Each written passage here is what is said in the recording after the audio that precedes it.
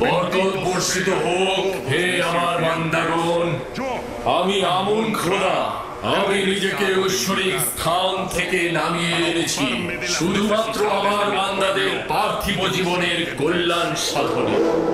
আমার ইরাদা তোমাদের নতুন পথের সন্ধান দেবে, জীবনে প্রশান্তি আনবে।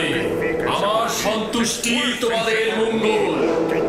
আমুন খোদার ইবাদত করো, প্রস্থান করো আর তালাশ করো। আমি সর্বত্র বিরাজমান। আমার ইরাদা তোমাদের কাম্য।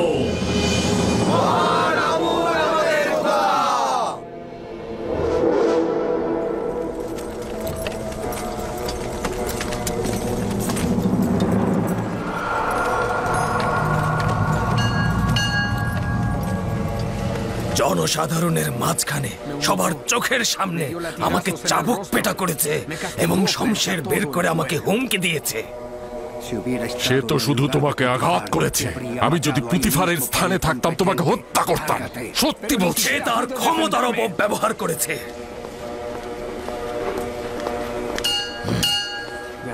যদি জানতাম এমন করবে সে, তাহলে কোনো সুযোগ দিতাম না তাকে। সঙ্গে সঙ্গেই তাকে আমি হত্যা করে ফেলতাম। নিজেকে তুমি একজন সিংহ মনে করছো, কিন্তু পুতিফারের মোকাবেলায় তুমি শিয়াল ভিন্ন কিছুই নও। হয়তো ঝামেলা না পাকিয়ে বুদ্ধি খাটিয়ে কাজ করো, কৌশল খুঁজে বের করো। কুকুর এসে ঘরের সামনে ঘেউ ঘেউ করছে, আর আপনি আমাকে অন্য চিন্তা করতে বলছেন। আমার বিশ্বাস পুতিফার ও তার মালিক দুইজনই আমুন খোদার দুশমন। তারা আমাদের জন্য ভয়ঙ্কর হয়ে উঠেছে, কিন্তু বুঝতেই পারছি না কি করব এখন। এটা না বুঝার কি হলো? ওদের দুজনকে কঠিন শাস্তি পেতে হবে। তো কে ওদেরকে শাস্তি দেবে আমাকে বলো তো? তুমি না তোমার ওই সামান্য সৈন্য দল?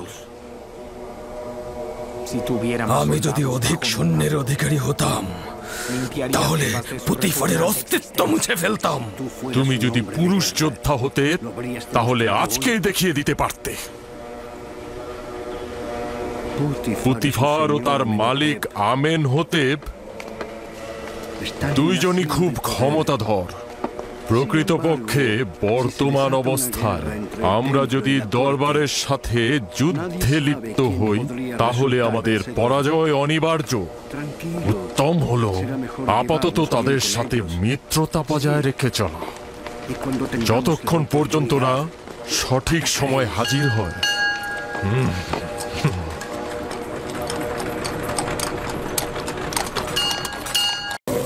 হে মহান আমুন, তোমার দুশমন ধ্বংস হোক। হে মহান আমুন, তোমার দুশমন ধ্বংস হোক। হে মহান আমুন, তোমার দুশমন ধ্বংস হোক। হে মহান আমুন, তোমার দুশমন ধ্বংস হোক। হে মহান আমুন, তোমার দুশমন ধ্বংস হোক। হে মহান আমুন, তোমার দুশমন ধ্বংস হোক।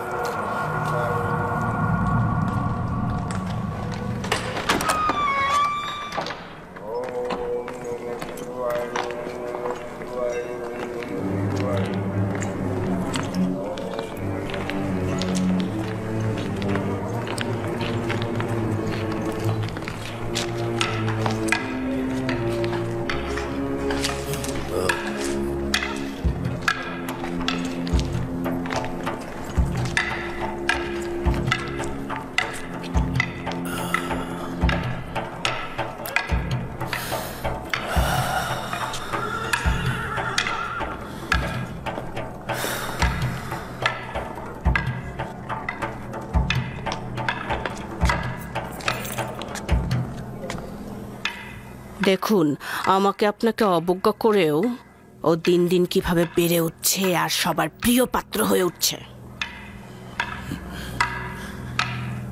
আমিও দেখে নেব।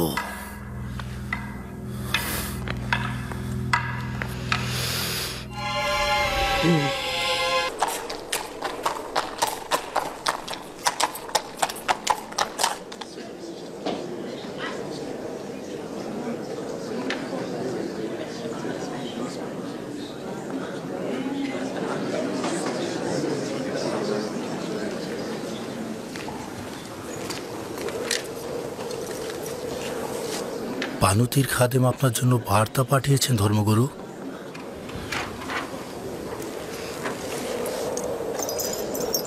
বানুতির আদেশ এটা আপনার নিজ হস্তে দিতে।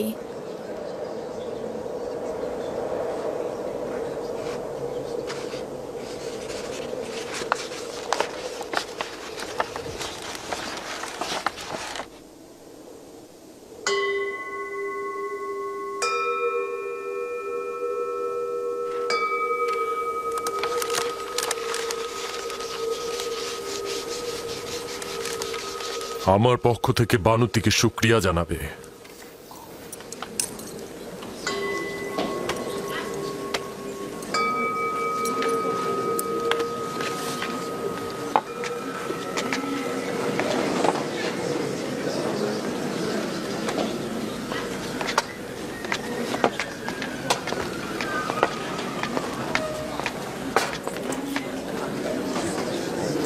তুমি এক্ষুনি আমার সঙ্গে এসো।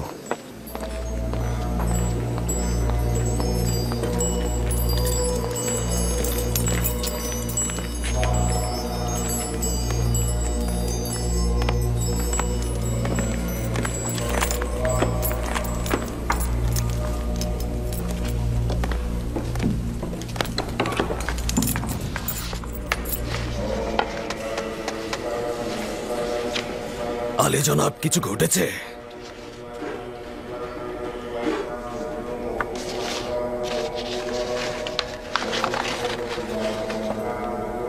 আলী জনাব মহান পুরোহিত অজ্ঞামোহর, সাবধান হন। আপনার নিযুক্ত কিছু সিপাহী এবং খাদেম মিশরের বিশৃঙ্খলার কারণ হয়ে দাঁড়িয়েছে। আমিন হতেব আমাদের প্রধান সিপাহসালারকে আমুন মন্দিরে হামলার আদেশ দিয়েছেন। উত্তম হচ্ছে ঔদ্ধত্যপূর্ণ আচরণ ও গোলযোগ সৃষ্টি বাদ দিন এবং আমিন হতেবের পদক্ষেপ গ্রহণের পূর্বেই ক্ষমা প্রার্থনা করে এই বিবাদের আগুন এখানেই নিভিয়ে ফেলুন। তাহলে এখন কি করব? আমরা কি ক্ষমা চাইব?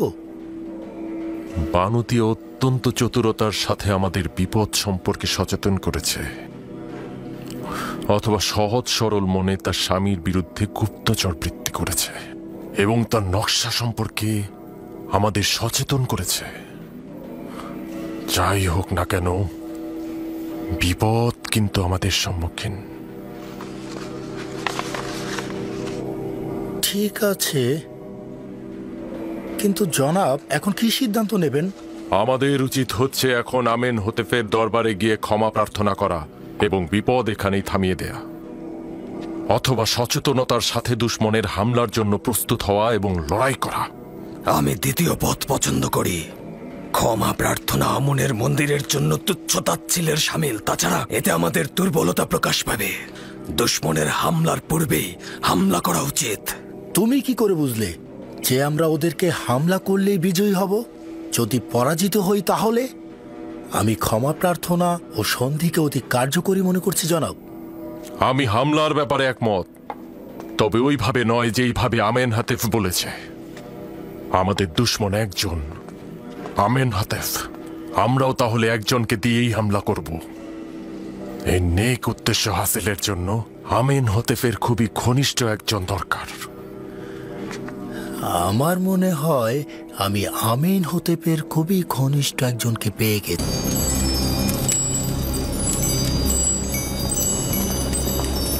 যদি ইউজারশিপকে হস্তগত করতে পারি তাহলে পর্যাপ্ত হাদিয়া তোমার পায়ে অর্পণ করব।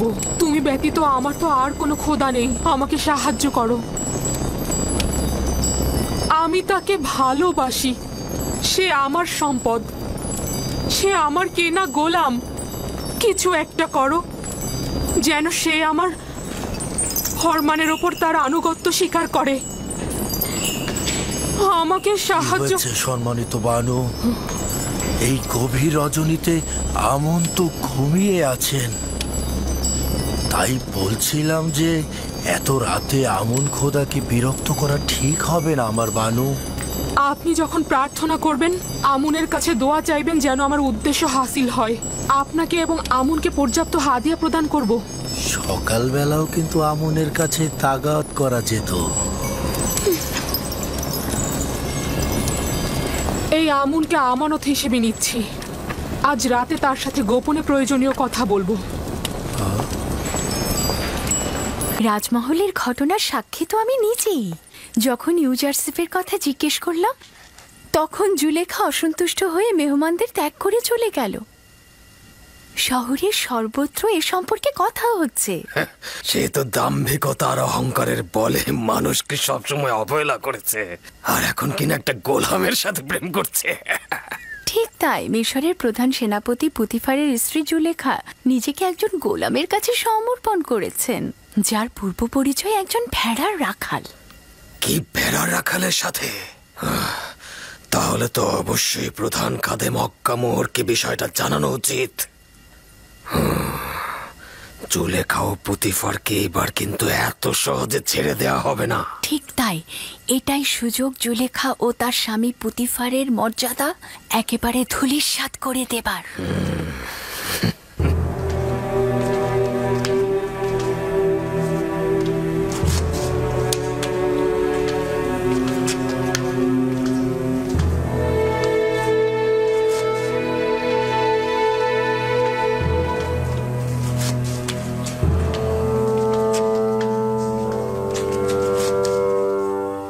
তোমাকে বলেছিলাম আমি কিছু সময় একা থাকবো, চলে যাও এখান থেকে।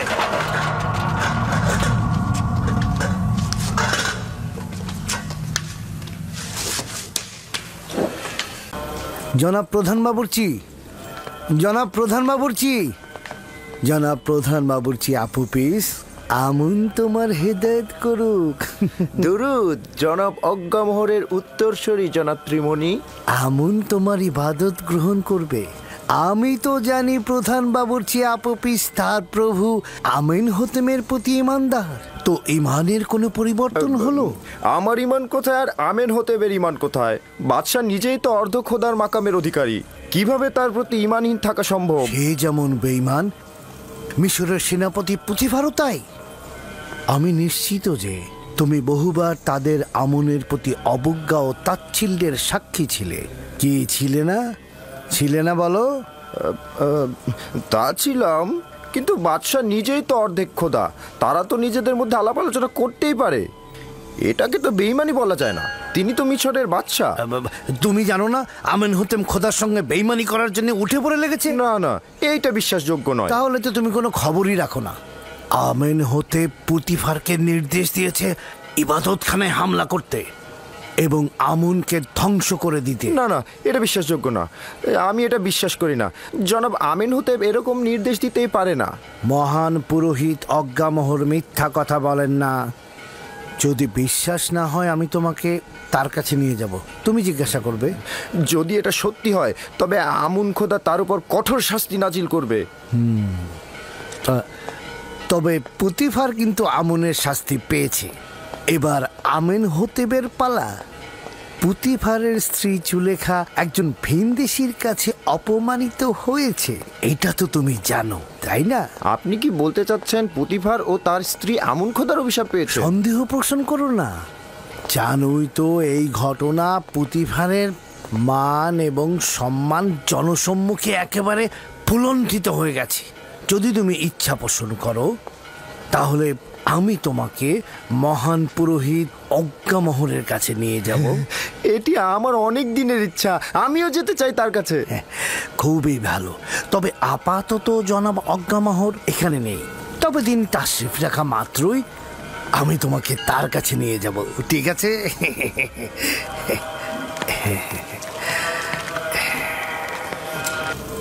যে রূপ ভাবে নীলনদ পুনরায় জেগে উঠে, লতাগুলো আবার জিন্দা হয়, আবার অনুসারীরাও মৃত্যুর পরে আবার জীবিত হতে পারেন।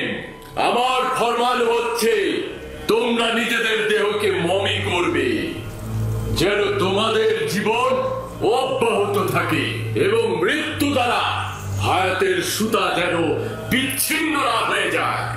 তোমরা কি দেখোনি যে তোমাদের দেহ শুকনো মাটিতে হাজার হাজার বছর ধরে হেফাজত করি? এটি আমার বান্দাদের প্রতি বিশেষ ইচ্ছা যে আমাকে আনন্দিত করবে, নজরানা দ্বারা আমাকে খুশি করবে।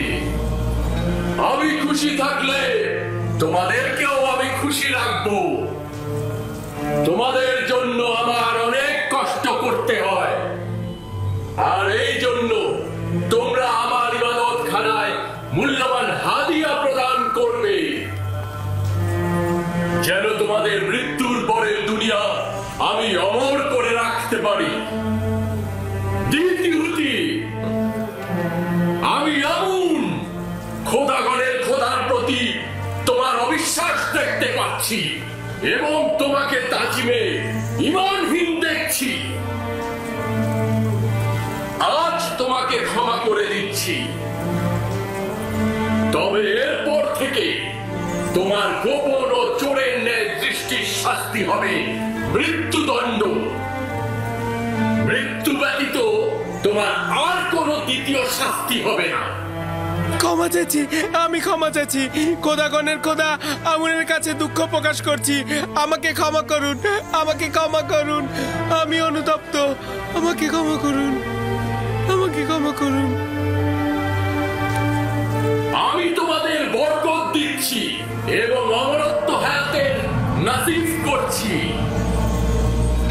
আমি তোমাদের উপস্থিতি থেকে বিশ্রামে যাচ্ছি, যাতে দেহ থেকে বেরিয়ে বিশ্রাম দ্বারা বান্দাগণের হৃদায়ত ও উষ্ণের রং এবং নিজেকে বান্দাগণের হৃদায়ত ও রুহের কার্যাবলী তদারকি করার জন্য এবং পরবর্তী দিনের জন্য নিজেকে প্রস্তুত করতে পারি।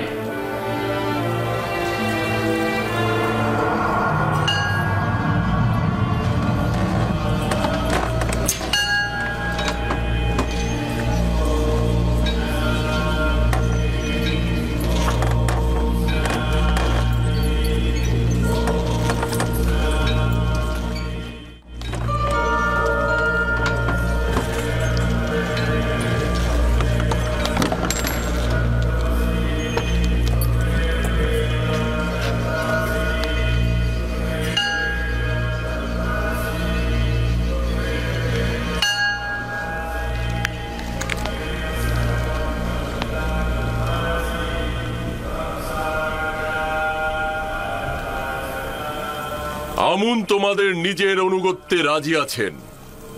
মন্দির ও মন্দিরের খেদমতগারদের ভুলে যেও না। নিজেদের হাদিয়া ও নজরানা দ্বারা আমুনকে সন্তুষ্ট করবে।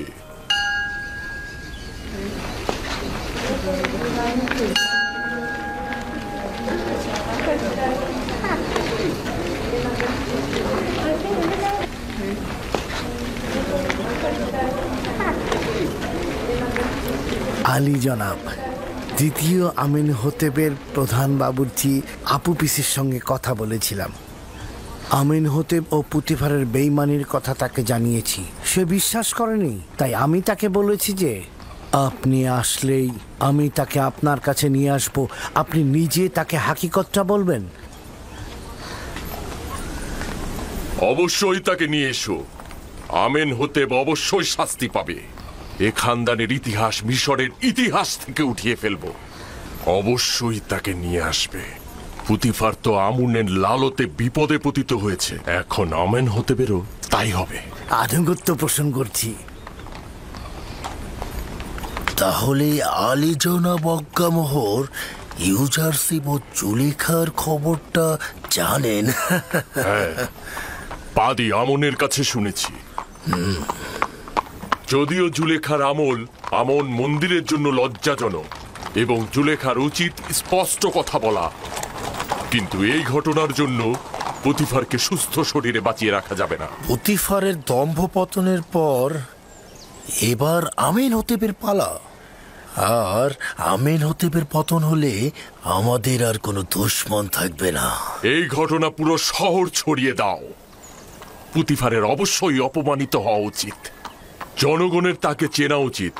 বলবে মিশরের শক্তিধরের প্রতীক, অর্থাৎ পুতিফার একজন ভিনদেশীকে রাজমহলের কার্যাবলী, এমনকি তার সহধর্মিনীর উপরও আধিপত্য বিস্তার করতে দিয়েছে। এমনকি তার সহধর্মিনীর সাথে দেখেও সে নীরব রয়েছে। যে একজন ভিনদেশীকে তার রাজমহলের হাকিম বানায়, হতে পারে পুতিফার নিজেই এই ভিনদেশীকে দিয়ে উদ্দেশ্য হাসিলের চেষ্টা করেছে।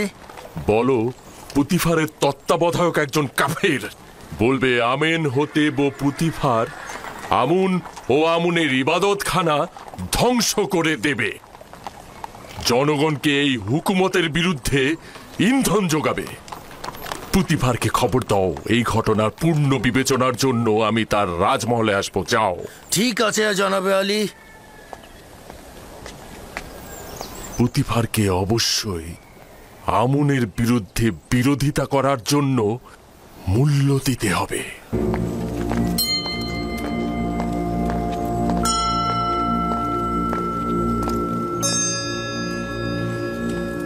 আলী জনাব, সে হচ্ছে আপুপিস, বাদশাহ আমেনহোতেবের দস্তরখানার প্রধান বাবুর্চি। আমুন তোমার হেফাজত করুক। সে কিন্তু আমনের সত্যিকারের অনুসারী। আমি সব সময় দেখেছি সে গোপনে আমনের কাছে অনেক কিছু প্রার্থনা করে। এই দিনগুলোতে আমাদের মহান খোদা আমন চিন্তিত রয়েছেন। কিছুদিন যাবৎ তার বিরুদ্ধে ষড়যন্ত্র চলছে এবং আমনকে নিশ্চিহ্ন করে দেওয়ার পরিকল্পনা চলছে। ফলে তিনি বান্দাদের কাছ থেকে গাফেল হয়ে গিয়েছেন এবং কাউকে সহায়তা করছেন না। কিন্তু আমি এমন অনেককে চিনি যারা নিজের অস্তিত্ব দিয়ে আমনের ইবাদত করেন। তাদের সংখ্যাও কম নয় আলী জনাব। আমি চিন্তিত এমন যেন না হয় যে আমন পুরোপুরি মুখ ফিরিয়ে নেয় আমাদের কাছ থেকে। দুর্ভাগ্যবশত খবরগুলো জনগণকে বলা যায় না, কেননা তারা নিরাশ হয়ে পড়বে। জনাব ত্রিমণি আমেনহোতেব ও পুতিফার সম্বন্ধে কিছু বলেছেন, কিন্তু সেটা বিশ্বাস করা খুব কষ্টকর। প্রথমে তো আমরা কেউই বিশ্বাস করছিলাম না, কিন্তু যখন খবর জানলাম যে তৃতীয় আমেনহোতেব পুতিফারকে সৈন্য সমাবেশের আদেশ দিয়েছে যেন ইবাদতখানায় আতর্কিত হামলা করে আমুন ও তার অনুসারীদের ধ্বংস করে দেওয়া হয়। আলী জনাব, আপনাকে যে কি বলবো, আমুনের খাদেমগণদের সঙ্গে তার ভালো সম্পর্ক নেই, কিন্তু আমুনের সঙ্গে তার দুশ্মনী, এটা বিশ্বাস হচ্ছে না। শেষ পর্যন্ত আমাদের বাদশাহ আমনের দুশ্মন হবে। তিনি তো অর্ধেক খোদা পদমর্যাদার অধিকারী, তিনিও খোদার সন্তান। এটাই তো দুঃখজনক। সে তার গুনাহকে অধিক ভারী করেছে। সে অবশ্যই আমন খোদার রোষানলে পড়বে। সে আমন খোদার বিরুদ্ধে বিবাদে লিপ্ত হতে চাইছে। যদি সফল হয়, বেঈমান কাফের পুতিফারের মাধ্যমে মন্দিরে আতর্কিত হামলা চালাবে এবং আমনকে ধ্বংস করে দেবে, এমনকি আমনের অনুসারীদেরও। আচ্ছা, তাহলে তো অবশ্যই কিছু করা উচিত। আলী জনাব কেন সৈন্য জমায়েত করছেন না? আমেনহোতেবের সঙ্গে লড়াইয়ের আদেশ দিন। সেক্ষেত্রে কি হাজার হাজার বেগুনা লোক মন্দিরের পুরোহিতগণ মারা যাবে না? না, এটা আমি পারবো না। এমন পাপ কার্যে লিপ্ত হতে আমি পারবো না। তাহলে এখন কি হবে? তাদের সঙ্গে কি মিলেমিশে থাকা যাবে?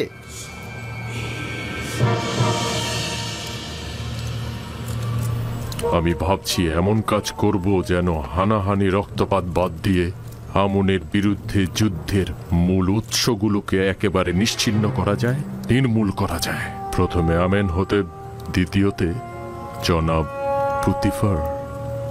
আমরা এমন একজনের খোঁজে রয়েছি যে এই গুরুত্বপূর্ণ বিষয়ে আঞ্জাম দিতে পারবে, যে আমনের চিত্ত সন্তুষ্টির কারণ হবে। না না না, আমি পারবো না আলী জনাব, আমি পারবো না একজন খোদাকে হত্যা করতে। তিনি অর্ধ খোদা পদমর্যাদার অধিকারী। না না, আমার দ্বারা এটা সম্ভব নয়। তুমি নিজেও জানো যে আমি আমুন এবাদতখানার সর্বশ্রেষ্ঠ খাদেম এবং অর্ধ খোদা পদমর্যাদার অধিকারী। তোমার কাছে সওয়াল করছি, খোদার পক্ষ থেকে যদি অপরাধ করা হয় এবং আমুন খোদার সঙ্গে যদি দুশ্মনী করা হয়, তবে তার শাস্তি কি সাধারণ মানুষের চাইতে ভারী নয়? দ্বিতীয়ত, তুমি এই কাজের মাধ্যমে আমুনকে নাজাত দিচ্ছ, সাথে সাধারণ হাজারো মানুষের প্রাণ। আমার নিজের জানের কি হবে? আমার তো পরিবার পরিজন আছে। তোমার ও তোমার খানদানের কোনো বিপদ হবে না। এই কাজ আঞ্জাম দেয়া খুবই সহজ। আমি তোমাকে শিখিয়ে দেব কিভাবে করবে।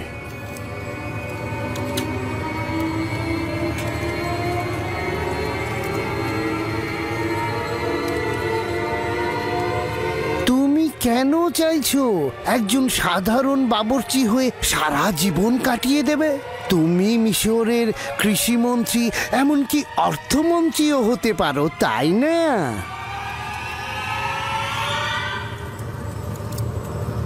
হ্যাঁ। মানে আমি অর্থমন্ত্রী, আমি কৃষিমন্ত্রী হব? এছাড়া শত শত স্বর্ণ মুদ্রা, যা তোমাকে শেষ বয়সে নানান রকম কষ্ট থেকে দূরে রাখবে। সঠিকভাবে বলুন তো, কত স্বর্ণ মুদ্রা? 1000 স্বর্ণ মুদ্রা।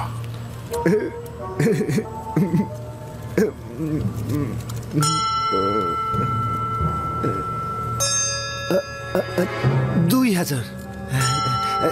হাজার। জানেনই তো, রাজমহলে আমার একটা বন্ধু আছে, তাকে আসলে আমি আমার সঙ্গী করতে চাই।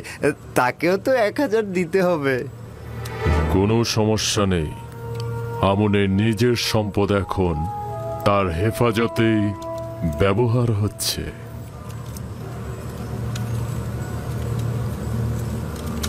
আলী জনাব, যদি কোনো সময় আমি কাজে সফল না হয়ে গ্রেফতার হয়ে যাই, তাহলে আমার পরিবার পরিজনের কি হবে? যদি তুমি গ্রেফতার হও, তবে তোমার সঙ্গে যে আমার সম্পর্ক আছে সেটা স্বীকার করবে না। তাহলেই তোমার খানদান আমার হেফাজতে থাকবে। আর যদি তুমি স্বীকার করো, তবে তোমার খানদানের আত্মীয় স্বজন ও স্ত্রী সন্তান আমুনের অভিশাপে একদম ধ্বংস হয়ে যাবে। কাজেই তোমার উচিত হবে